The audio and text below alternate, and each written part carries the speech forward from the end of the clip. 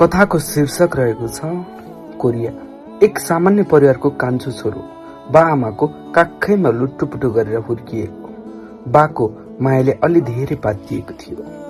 बाको सपना थियो राम्रो काम दाम पैसा कमाओस्। पल्लो घरे ठुलेले कोरिया गएर राम्रो दाम काम कमाएको मेरो बाले देख्नु भएको थियो। नदेख्नु पनि किन, बा म पनि कोरिया जान्छु। बालाई एक छाक मिठो मसिनो खुवाउनसम्म दौडौ पर्थ्यो। बाले गाउँको मुखियाहरूसँग केही कर्जा काटेर सहर पठाउने निर्णय भयो। म पनि मक्ख परे। गाउँमा हुर्किएको छोरो अब सहर जाने, केही दिनपछि जाने निर्णय भयो। बाले केही पैसाहरू हातमा राखिदिनु भयो अनि आमाले गुन्द्रुकको पोकाहरू झोलामा राखिदिनु भयो। आमाले जोगाएर राखेको बाटो खर्च गुन्द्रुकको पोक्काभित्र राखिदिनु भयो। करिब 5-6 घण्टाको हिँडाइपछि धुलैधुलोले सजिएको एउटा बस आयो। बसमा ड्राइभर खलासी केस पालेको थिए, हेर्दै डर लाग्दथ्यो। म यात्रातिर लागे। करिब 12 घण्टाको यात्रापछि काठमाडौँ पुग्यो। मामाको छोरो रामे पहिलादेखि नै कोरियन भाषा पढिरहेको थियो। त्यस दिन आमाले पठाइदिनु भएको गुन्द्रुकसँग भात खाइयो। त्यस दिन राम्रोसँग मिठो कोरियाको गफ काफमै 12 बजेको पत्तै भएन। भोलिपल्ट कोरियन भाषा पढ्न एक इन्स्टिच्युटमा पुग्नु थियो। त्यहाँ टाँसिएका कोरियाका प्रख्यात ठूला फोटा हेर्दा कति कोरिया पुगेको झैं महसुस लाग्थ्यो।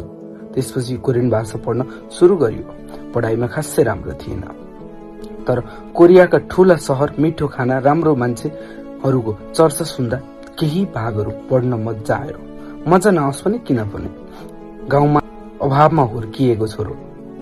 भाषा पढ्दा पढ्दै इपिएसको फर्म खुल्यो। पासपोर्ट हातमा बोकेर रातको 12 बजे फर्म भर्न गयो। फर्म भरियो। ती शुक्रबार लिएका परीक्षाहरूमा राम्रो अङ्क ल्याउँथ्यो। कतै कोरिया पुगेको झैं महसुस गर्थ्यो।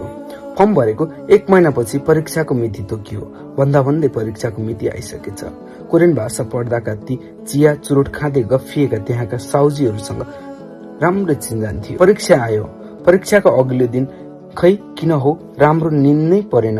बिहानै उठेर हातमुख धोएर ती देउरालीमा भएका देवी देवता सबैलाई सम्झिए अनि परीक्षा हलतिर लागे। परीक्षामा राम्रो गरे झैं लाग्यो।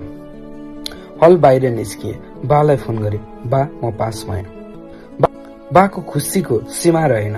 आमाले सोध्नुभयो, कान्छा अब कहिले जान्छस् कोरिया? लाग्छ नि समय आमा, 5-6 महिना भनेर फोन राखे। त्यसपछि सहर छाडेर गाउँतिर लागे।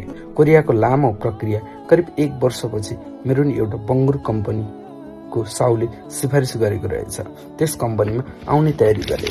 गाउँको मुखियाहरूसँग ऋण सापटी गरी करिब 4-5 लाख पुगेको थियो।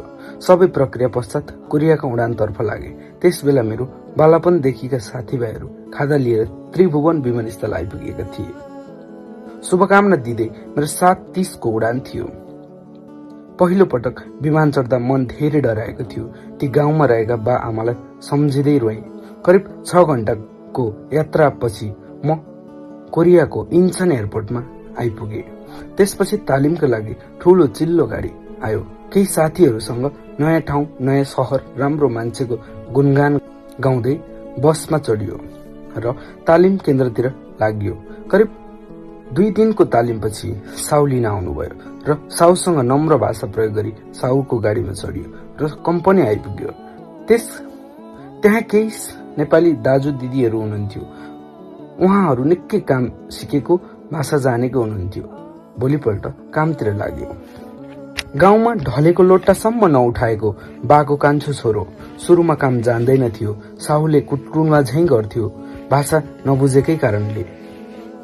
केही नेपाली दाजु दिदीहरूले काम सिकाउनु भयो। बानी नपरेर धेरै हेप्न थाल्यो। उसलाई मानसिक तनाव